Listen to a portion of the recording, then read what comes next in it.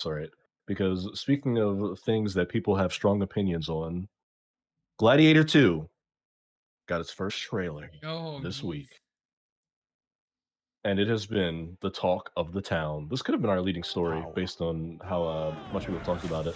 When it comes out on November 22nd, it is once again directed by Ridley Scott. It is the follow up to his own film, Gladiator, which starred Russell Crowe many a decade ago.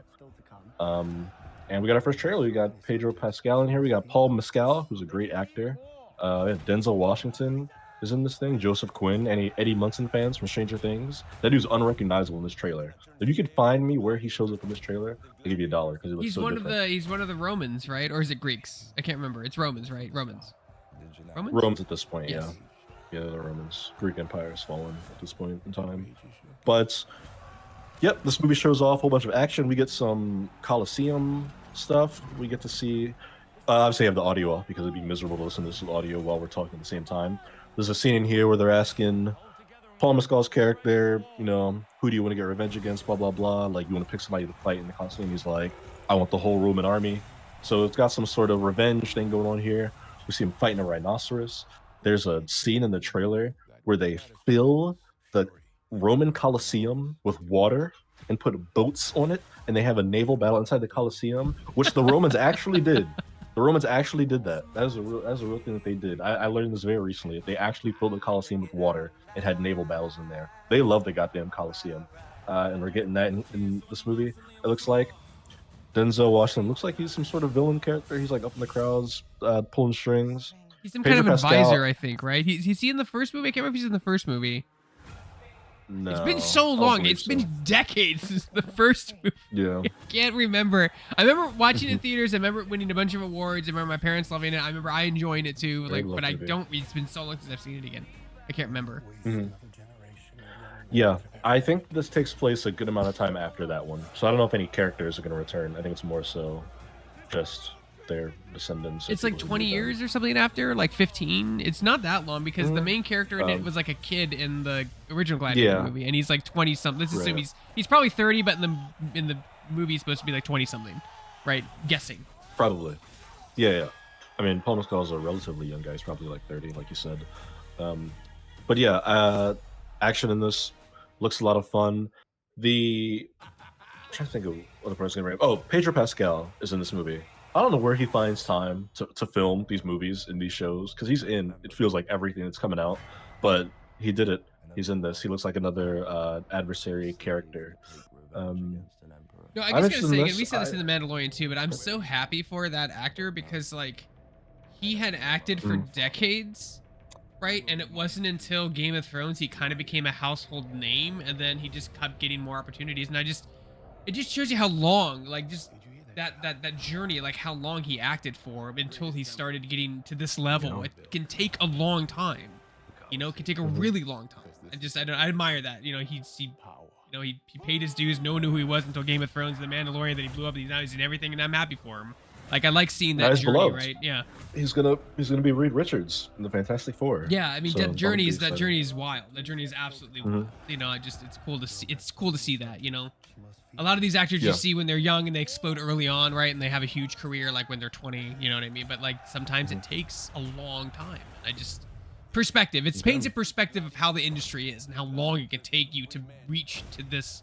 Is it fair to say it's top 1%? I think it is. I mean, like you're with Denzel Washington, for God's sakes. You know what I mean? Like, you're in a multi-million-dollar film, $100 million film plus, directed by Ridley Scott.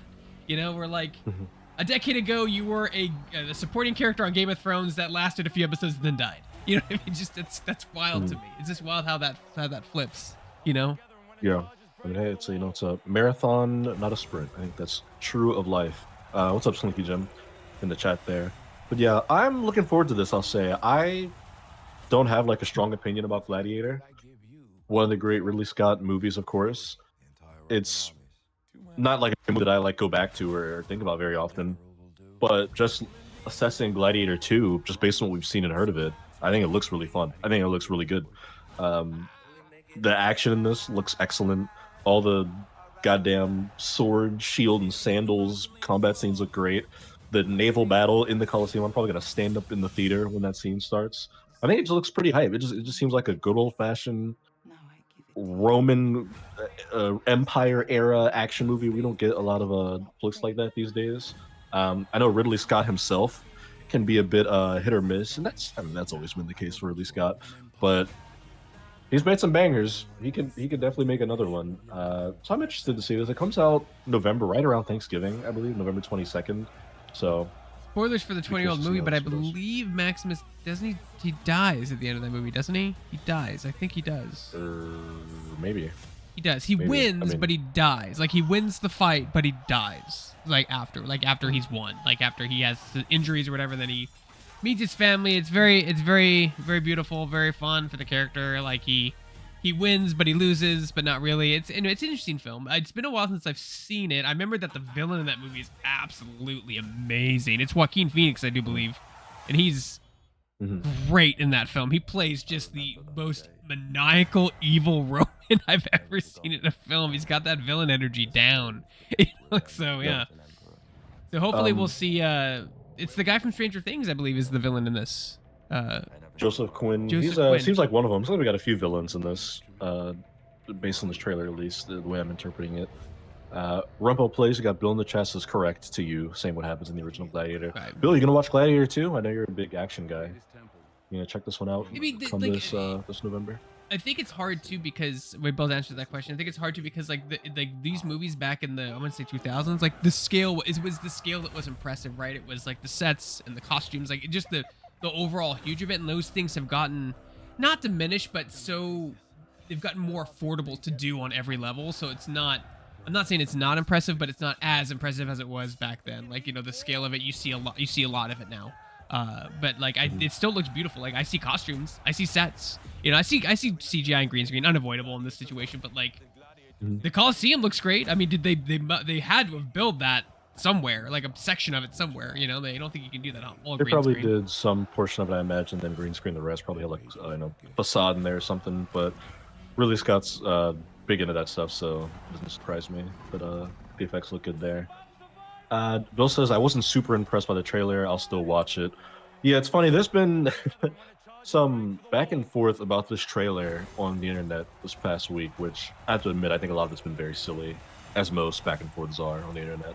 But there's a contingency of people who are upset because the trailer uses a song by Jay-Z and Frank Ocean called No Church in the Wild, where the theme of the song is like the Roman Empire, and they, it's like, what's a king to a god, blah, blah, blah, tears on the mausoleum floor.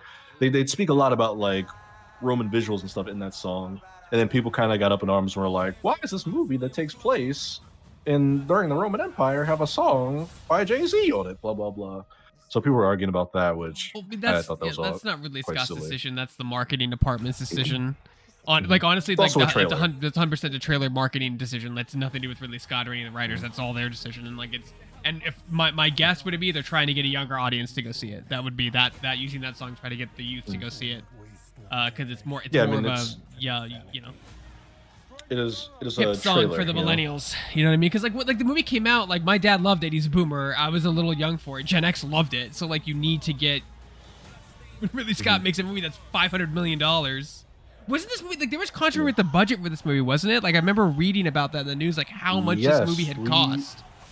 I think we covered that on this show, that the production, they said it had ballooned and it was like costing almost like $300 million or something like that. I don't know I assume that was true. I don't know if that ever got confirmed or we ever got like a follow-up to that, but the report was that the production had like lasted longer and cost more than the studio wanted to, and the budget had ballooned up to like $300 million, which is like Avengers Infinity War level movie budget, to put that in perspective. So they better hope this makes a lot of money. It needs